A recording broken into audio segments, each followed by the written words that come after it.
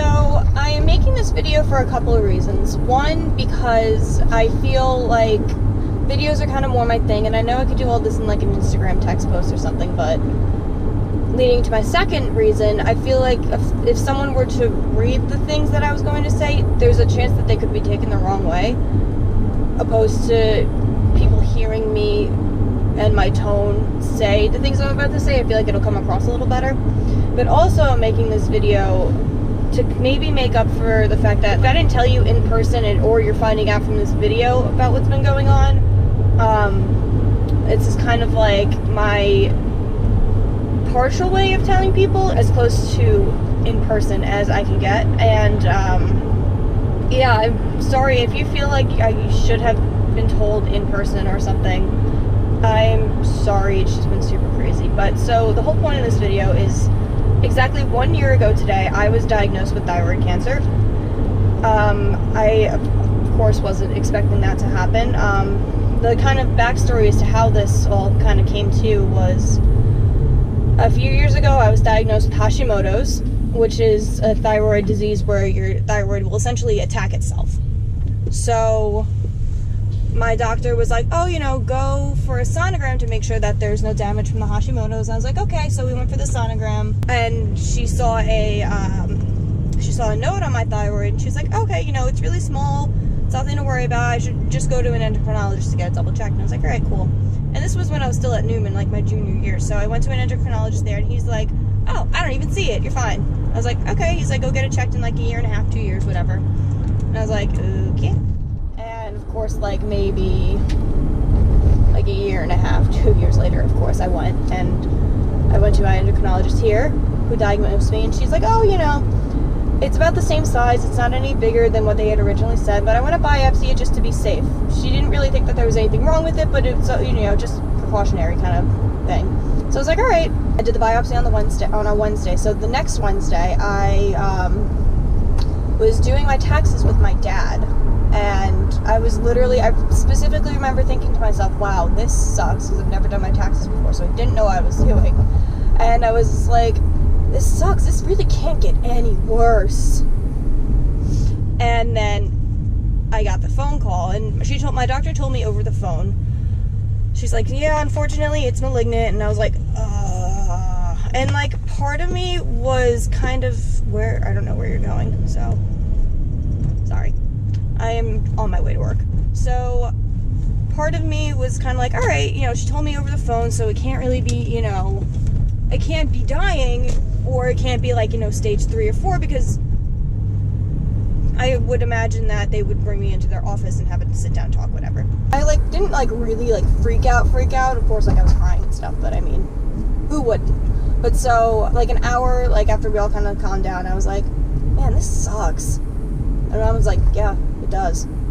My dad called and made an appointment with the surgeon, and so we went like that Friday or that Monday, and we saw the surgeon, and she told me, she's like, all right, well, it looks like it's only on the left side of your thyroid, so what we can do is we can either take only the left side of your thyroid out, or we can take the whole thing out. And since I had Hashimoto's, and I also had hypothyroidism, I was like, well, there's no cure for either of that stuff. You can take medication to help it and stop it from getting worse, but there's no cure.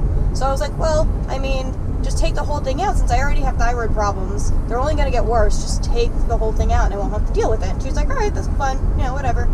The day before, it would have been 2 weeks since they told me I had cancer, I was getting surgery, which was crazy to me, and it was super fast. And even like everyone that I talked to was like, wow, that was so fast. I was like, yeah, it was super fast.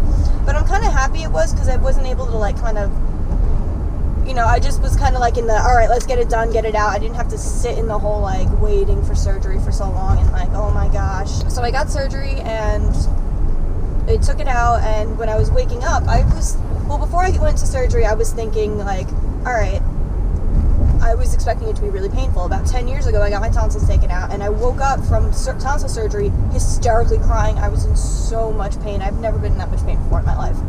So I was expecting it, since it's like, you know, the neck area, I was expecting it to be like that, if not worse. I really didn't know what to expect. So then I went to surgery. I woke up, And the first thing I remember when I woke up, and I was still, you know, all kind of out of it from the anesthesia and whatever, but I woke up and I was like, this isn't so bad. Like, I think I can, like, this isn't nearly as bad as I expected it to be. Of course, I was in a little pain and it hurt and my neck was super swollen, but I wasn't in, like, an excruciating amount of pain. I think, like, I had a couple teardrops fall because I was in pain, and then they gave me, like, a Tylenol extra strength, and that was it. Like, it was super easy, and it was much better than I anticipated it to be. So then I passed back out. And then I remember the surgeon coming and waking me up again, and she said that they took out the whole thyroid, and it was worse than they had anticipated, because it wasn't just on the left side of my thyroid. The cancer was all over my thyroid, but it also spread to about 7 lymph nodes. So they took out, I think, maybe 10 lymph nodes or something like that. I don't really remember. I should know all this stuff, but I don't. So they took out a bunch of lymph nodes, and so she's like, she just explained this to me, and I was still kind of like, okay. And I'm pretty sure I fell back asleep. And so after that, you know, surgery was fine, whatever. I went home, and, you know, I didn't really have a lot of range of motion in my neck. You know, I had a bandage, here's the scar here.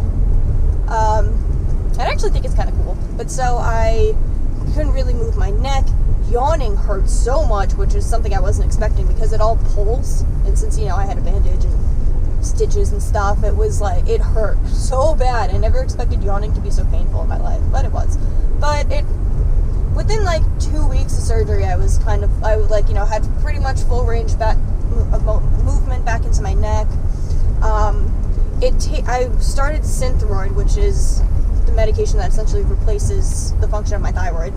So I started that, and that takes about 4 to 6 weeks for your body to realize, oh, I'm not getting all this from a thyroid, I'm getting it from this medication. So there was an adjustment period. But your thyroid is super important because it controls so much. It controls your weight, your energy, it controls your mood. Like, it's your regulator for your body pretty much. So it was like, adjustment period was kind of rough. I had no energy. I went to Target, and it was a 15-minute round trip. It takes me 5 minutes to get to Target. I was there for 5 minutes, and then I went home and it took me 5 minutes. And it took me like, and I had so little energy when I came home, it took me like a day and a half to recover, which was super bizarre to me. But, yeah, it was kind of crazy. And then after that, I had to go for an iodine scan, and then I had to do a radiation treatment. So for that, I had to go on this thing called the Low Iodine Diet, which pretty much you eliminate most, if not all, the iodine in your diet. And at first I was like, oh, that can't be that bad. Like, what has iodine in it? Everything has iodine in it, just in case anyone's wondering. You can't have dairy, you can't have bread, you can't have anything with soy in it, and soy is in everything. So I was eating like a rabbit for like 6 to 8 weeks, and that was one of the worst parts about this whole thing, was that stupid diet. So I did that, and I did a radiation treatment, which was pretty much just a pill that I took, and it was iodine, but it was radioactive iodine. Because your thyroid cells love iodine, so when you deprive it of iodine and you take the radiation pill, they soak up that radioactive iodine, and then it dies. It's kind of like when a rat eats rat poison, I guess, if you want to use that analogy. But so, I did that, and some of the precautions for the radioactive iodine, the radiation treatment, was that I couldn't be around people for like 5 days. Which, I mean, my introverted self was pretty excited about that, because I'm like, oh man, I can't be around anybody 5 days? Yes! But the rough part was I couldn't be around my dogs either, so that was tough. But then afterwards, I just like couldn't hold young babies that are like younger than like 1.5 years near my neck. Nobody can have any direct contact with my neck because it was radioactive, essentially. So that was that. And it took me till about July for like my energy levels to really even out. It sucked, and it was hard, but I was able to cope with it a lot. And this is kind of part of the reason why I wanted to make a video, is because like some of the ways I cope just with everything is through humor. I've tried to find the best in everything. Now, like, you're probably like, what do you mean finding the humor in cancer? Where's that? Well, I managed to find it. It's really like, to me and specific to my situation, I find it funny. But like, I would never, ever tell someone who's gone through what I've been through I would never make these jokes to them, especially even if it's a carbon copy, perfect, exact example of what happened. Because not everybody copes the same way. Not everybody thinks it's funny. And it's not funny. It's just kind of how I dealt with everything. Close this. So, yeah, it was really rough. Some of the terrible jokes I would make was like, my mom would tell me to put away my clothes. And I was like, I can't do that. I have cancer. And just kind of would lighten the mood a little bit. And like I said, a lot of people aren't going to find this funny. And for pretty much every other situation, it's not.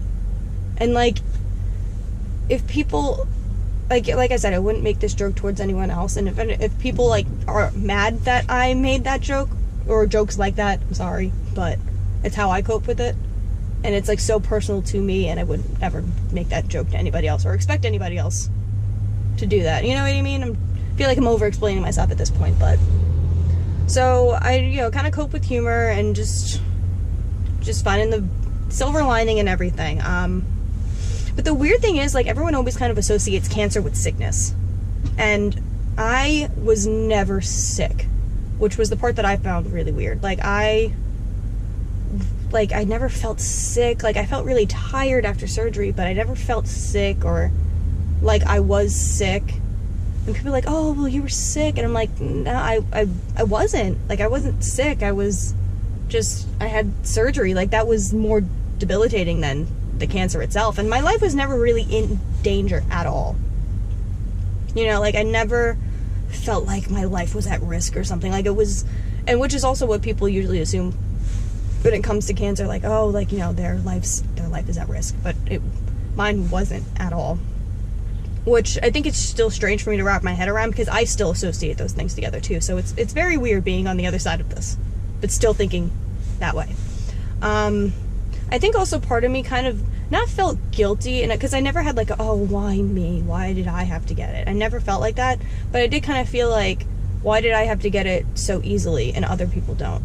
I kind of had this guilt of I got it off so easily, but other people, they have it they can go through the same thing, but it could be twice as hard or 4 times as hard. And I was like, well, part of me wants to think that oh, maybe if I had it a little worse, somebody else would have it a little better, which I know is not a thing at all. I know that, but it's just kind of me trying to make sense of it kind of deal, which is, my brain works backwards and sideways and upside down, so I guess it works. But yeah, it was super crazy, and it's so kind of surreal, because like I said, I never felt sick, so I never felt like I had cancer, even though I did have cancer. I don't know why I put quotations up, because I always tend to do that, but I shouldn't. I don't know. But so yeah, it's been really kind of a rough year, and just when I was starting to feel better in July, in August I was put on prednisone, which is a really strong steroid, for another issue I have called myasthenia gravis, where antibodies attack the receptors in between your nerves and your muscles. So that's why my eyelid looks a little droopy, if it looks droopy today. And I've been on prednisone since then, and that stuff really screws with you. Your emotions, your weight, your everything. So if anybody has seen pictures of me in the last 6 months and I look like the Pillsbury Doughboy, that is why. I feel like I still kind of got a little Pillsbury Doughboy going on, but it's so much better than it was around Christmas or Thanksgiving.